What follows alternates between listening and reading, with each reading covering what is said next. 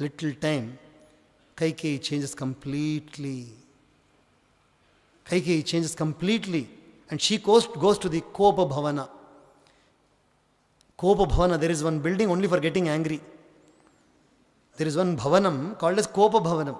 She goes to the Kopa Bhavana and then she is sitting down there with her hair shriveled. Then Dasharatha Maharaj, very happy.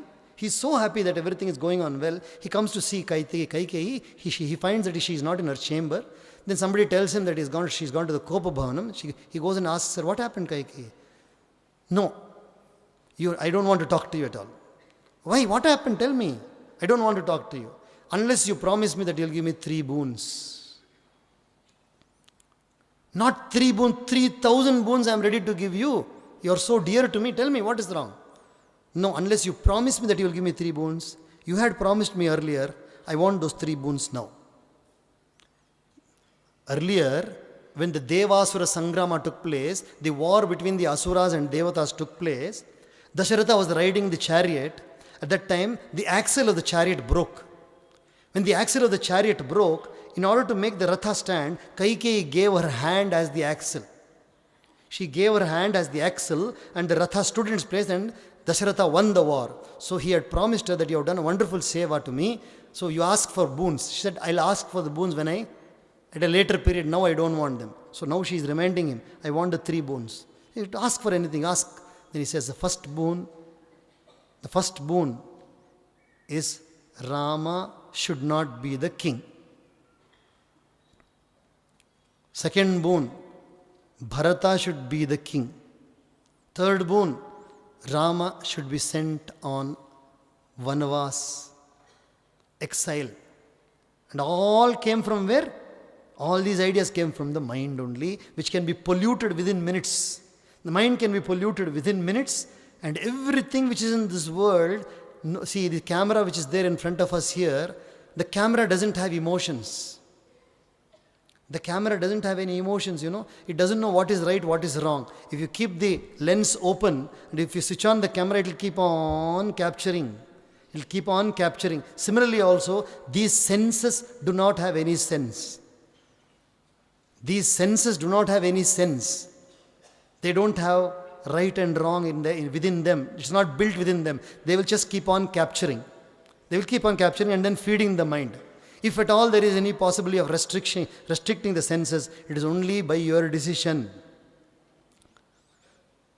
After the Mahabharata war, one incident took place which you people might have heard, may not have heard also. I'll repeat that incident to you. After the war, all the dead bodies were lying in the war field. At that time, a group of foxes came there. A group of foxes came there, and the foxes wanted to eat the dead bodies. So one fox went to one body and it was about to eat the hand of that body. Immediately the leader of the fox is saying, oh fox, don't touch that body. Oh fox, don't touch that body. It is giving the explanation. Why? Because this hands which you are trying to eat, during the lifetime of this body, it did not do any charity at all. Don't touch that hands. Then the fox went to the ear. It wanted to bite the ear and eat the ear. The fox leader says, don't touch the ear, don't touch the ear. These ears have never heard satsang. Then the fox went to eat the eyes. The leader said, don't eat the eyes. These eyes have not seen sadhuon ka darshan nahi kiya. It has not had a darshan of saints. Then the fox went to eat the feet. These feet have never gone to a temple or a satsang or a good place. It has never traveled to a feet. Don't eat that feet also. Then ultimately the fox came to the stomach. Let me eat the stomach.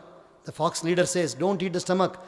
Because entire whatever has been filled with the stomach is only by corruption. Only by adharma it has been filled. Don't eat the stomach also. I will repeat the shloka. Hastau dana vivarjitau. Hastau dana vivarjitau. Shrutiputau saraswata drohinau. Shrutiputau saraswata. Saraswatam means satsang. अच्छी बात, good words. Shrutiputau saraswata drohinau, netre sadhu vilokane na rahite, padau na tirthangatau, anyayarjita vitta purna mudaram. Then ultimately, the fox wants to eat the head. The leader said, don't eat the head also. You know why? Because this head was always in ahankara. It never bowed down. It never bowed down in front of great people. It never bowed down in front of God. So don't eat the head also. Leave that body and take some other body. Hastau dana vivarjitau shrutiputau saraswatadrohinau netre sadhu vilokanena rahite padau na tirthangatau anyayarjita vitta purnamudaram गर्वेण तुंगम शिरः रे रे जम्बुक सावधान मनसा मित्र मुंच मुंचाति नीचम वपुहु. Leave that body. It's a very niche sharira. उसको छोड़ के चले जाओ. So please understand that the value of your value, your regard, your esteem is because of the activity of your mind. And this mind is fed through the senses. So if you do not control your senses, and if you do not give the correct feed input to this one, the mind will go haywire. And if the mind goes haywire, all your activities will also be haywire only. So ultimately, there is one beautiful bhajan in Hindi. I'm sure you all have heard this bhajan. When you want to go to the altar of Paramatma, see, ultimately all of us are answerable one day. All of us are going to be answerable one day. And that time, our Aaya Vyaya will be seen. Aaya Vyaya. Our income and expenditure is going to be seen. You know, you people go to Sabarimalai.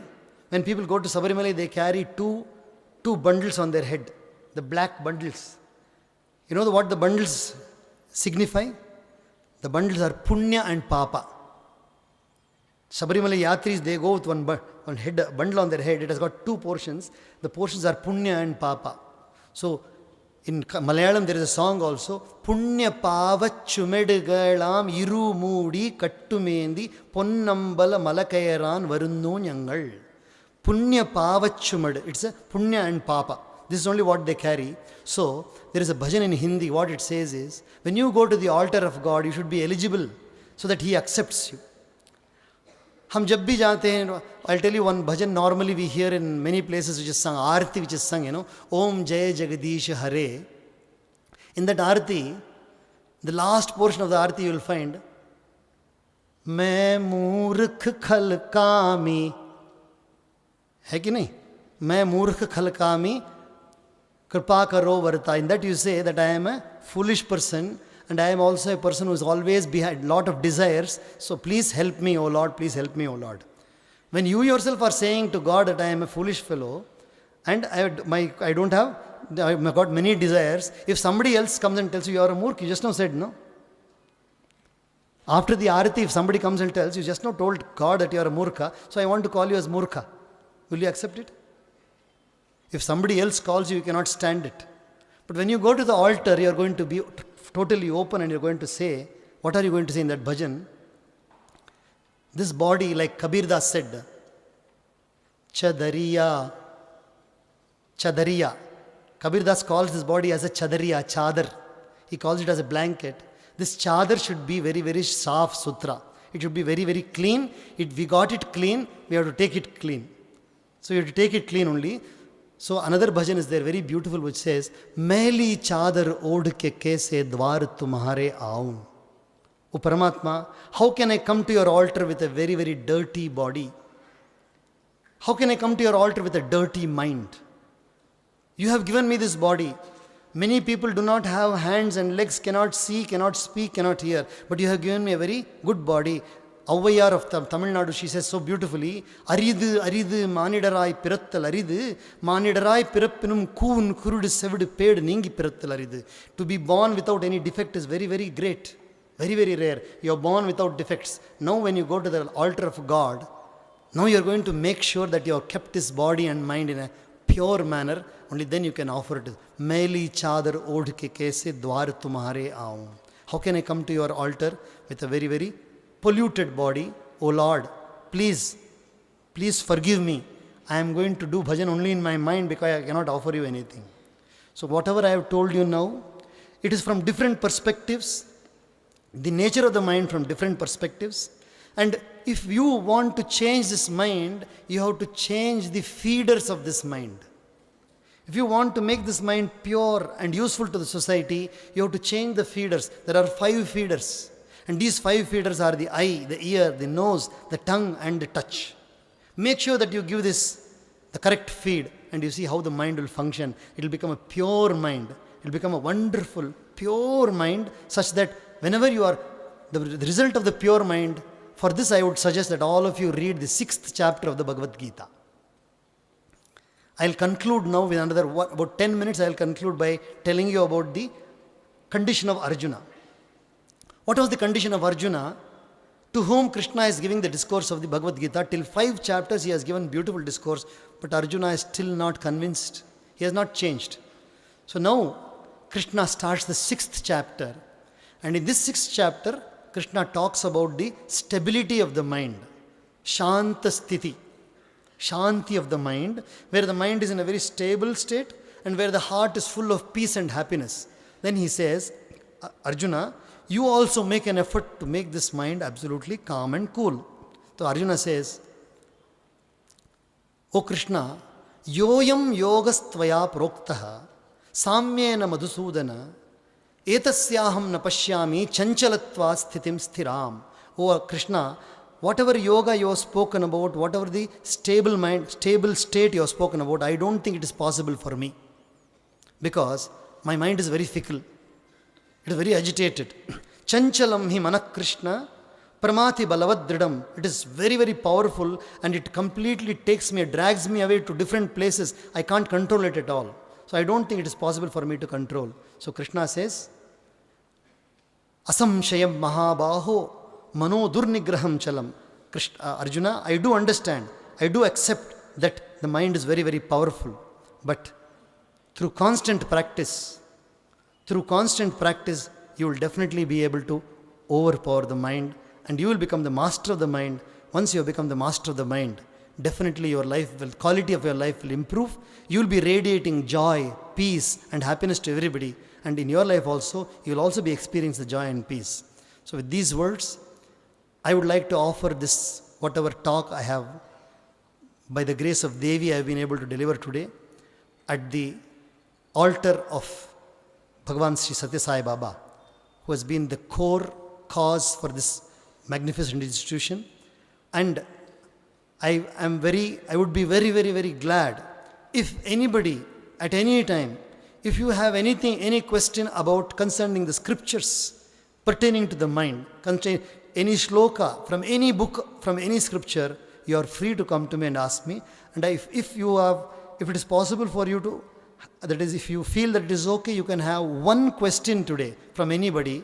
If Mr. Sahani feels it is okay, one of you can raise a question and I can give you the answer. Hari Om Tat Sat, Hari Om Tat Sat.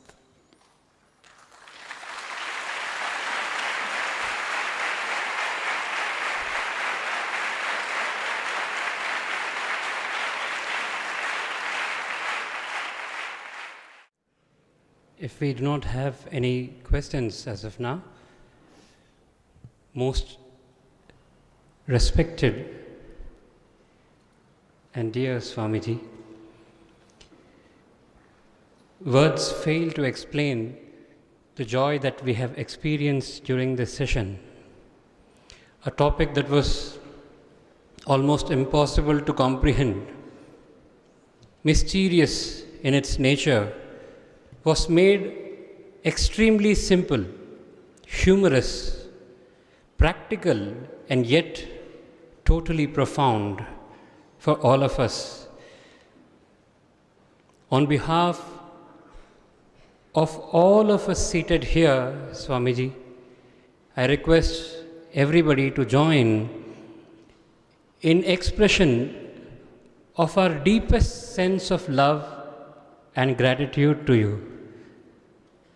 I request everybody to join in another round of applause expressing our gratitude.